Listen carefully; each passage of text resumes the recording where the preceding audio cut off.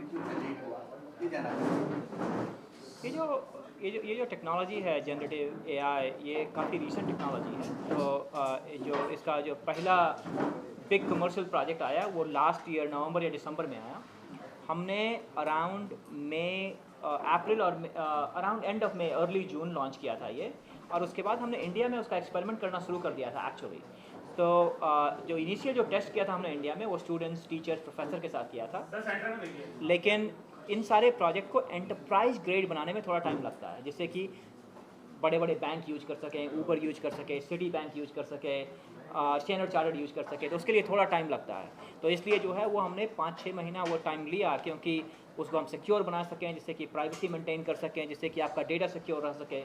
और उसके बाद हमने जो है 5 महीने के बाद रिलीज़ कर दिया दुनिया के लिए। तो मेरे हिसाब से जो है 4-5 महीने का टाइम लेना, जिससे कि लोगों की प्राइवेसी, सिक्योरिटी और इन सब को जो है इन सब के ऊपर टाइम दिया जा सके, इन सब को जो है प्रॉपर बनाया जा सके, जिससे कि लोग ट्रस्ट कर सकें कि उनका डेटा सिक्योर रहेगा, डेटा बाहर नहीं जाएगा। ये सारी चीज़ें इंपॉर्टेंट है, तो इसलिए थोड़ा टाइम लगा।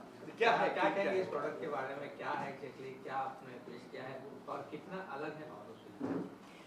तो ये प्रोडक्ट के पीछे 3 इम्पॉर्टेंट चीज़ें हैं। पहली बात है कि क्योंकि बहुत सारे लोग जनरेटिव एआई के ऊपर काम कर रहे हैं, लेकिन सबसे इम्पॉर्टेंट चीज़ क्या है कि प्राइवेसी और सिक्योरिटी। कि क्या, जैसे कि बड़े बड़े बैंक, यदि आप उनको डाटा देते हैं तो वो डेटा बाहर नहीं भेज सकते। आप उनको उनके ऊपर भरोसा करते हैं, जैसे कि आप बैंक के साथ काम करते हैं कि आपका वो डेटा किसी और को ना दे रहे हैं। तो उसका मतलब क्या है कि अगर हमें उनको सपोर्ट करना है तो हमको उनके इंफ्रास्ट्रक्चर के अंदर रह के रन करना होगा। डेटा इंडिया से बाहर नहीं जाना चाहिए। डेटा जो है हर इंसान का उसके अंदर रहना चाहिए। वो आपका जो है डेटा किसी और के मॉडल को ट्रेन करने में नहीं यूज़ किया जाना चाहिए।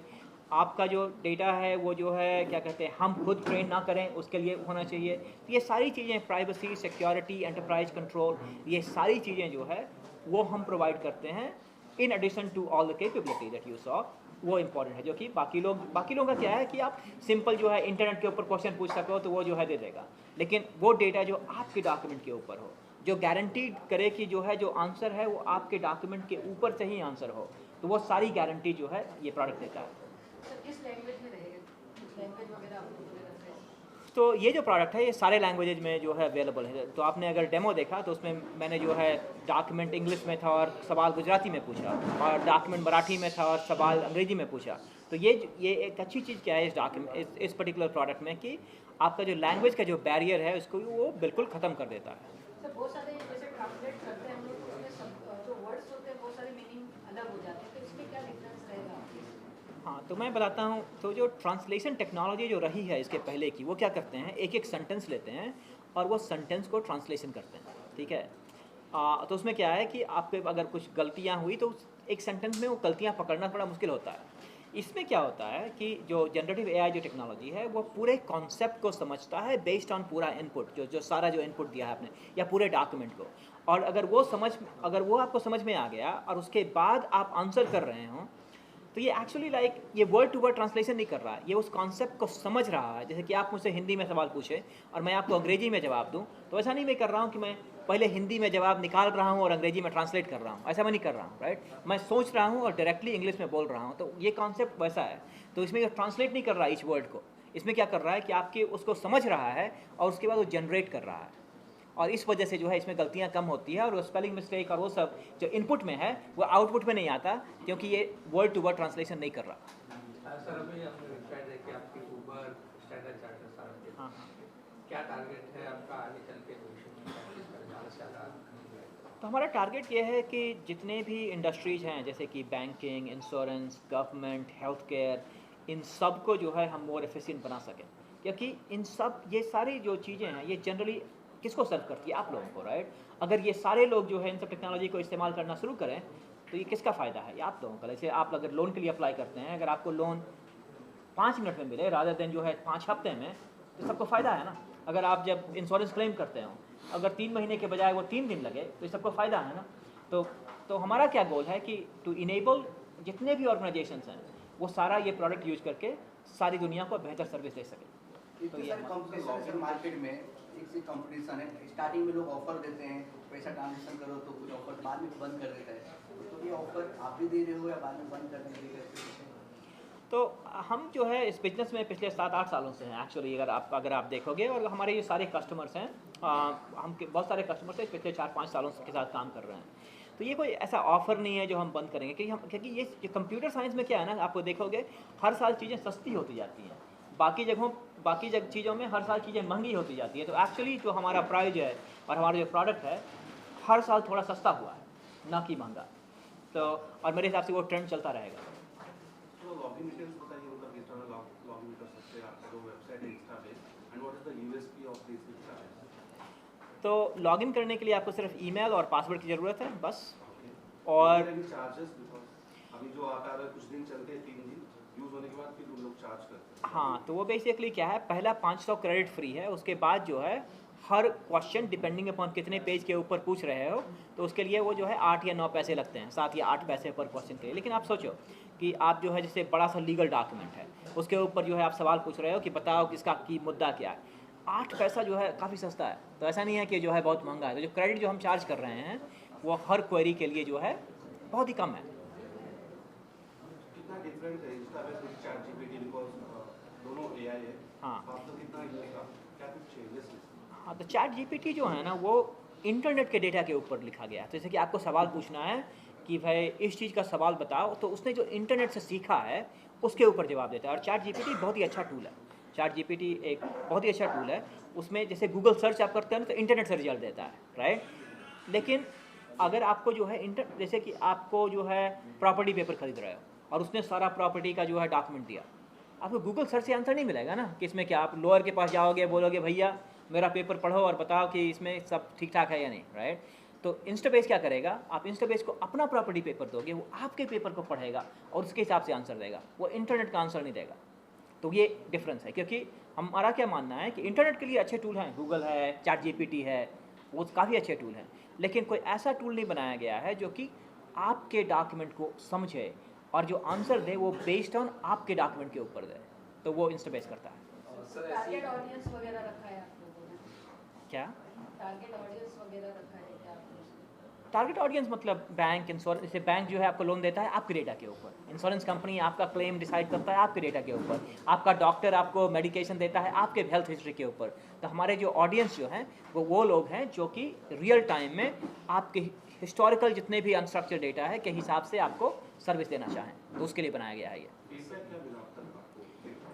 इसका फीडबैक बहुत ही अच्छा रहा है। तो across all the different industries, banking, insurance, government, the feedback has been great, and we are investing even more and more for all the existing customers. तो इसका फीडबैक हर जगह से, चाहे बैंकिंग हो, इंश्योरेंस हो, गवर्नमेंट हो, हेल्थ केयर हो, feedback काफ़ी अच्छा रहा है। सर अभी चैट जीपीटी के बाद जेमिनी भी आ चुका है, आपको पता ही होगा। जी हाँ। तो टेक्नोलॉजी ज़्यादा से ज़्यादा एडवांस होती जा रही है, तो ऐसे में आप किस तरह से इंस्टा बेस को अपडेटेड रखें, क्योंकि कहीं ना कहीं कुछ सालों के बाद ये भी पीछे चल जाएगा। तो तो जेमिनी, चैट जीपीटी, ये जो सारे जो टूल हैं ये सारे इंटरनेट डेटा के ऊपर बने हुए हैं, जैसे कि आपको सर्च करना है, और वो सारे एडवांस होते रहेंगे। और हमारे पास भी जो हमारा जो रिसर्च टीम है वो हमेशा बेंचमार्क करता रहता है उसके हिसाब से। तो ये जो फील्ड है, ये हमने जो है ये जो मॉडल जो है हम लोग हर 2 हफ्ते में नया जो है बदलते रहते हैं। तो मतलब जो अगर AI हब जो प्रोडक्ट देखोगे हर 2 हफ्ते में हम लोग अपडेट करते हैं, क्योंकि ये टेक्नोलॉजी काफ़ी तेज़ी से बदल रहा है और ये ज़रूरी है कि हमारा जो प्रोडक्ट है वो उसी लेवल पे रहे जहाँ पे बाकी सारे टॉप क्लास प्रोडक्ट्स हैं। तो मिस्टेक्स की बात होती है, जैसे भी मिस्टेक की बात हमारे होते हैं कि कितना परसेंट आप कह सकते हैं कि ये 100% सही एक्यूरेट रिजल्ट ही देता है, या कुछ तो होगा ना, कुछ नहीं होगा। हाँ, जैसे देखो कोई भी, इवन अगर आप इंसान को भी बोलोगे, लॉयर को भी, वही गलतियाँ तो करते हैं ना। ऐसा नहीं है ना कि गलतियाँ नहीं करता। अगर आप किसी को टाइप करने बोलते हैं वो भी मिस्टेक करते हैं।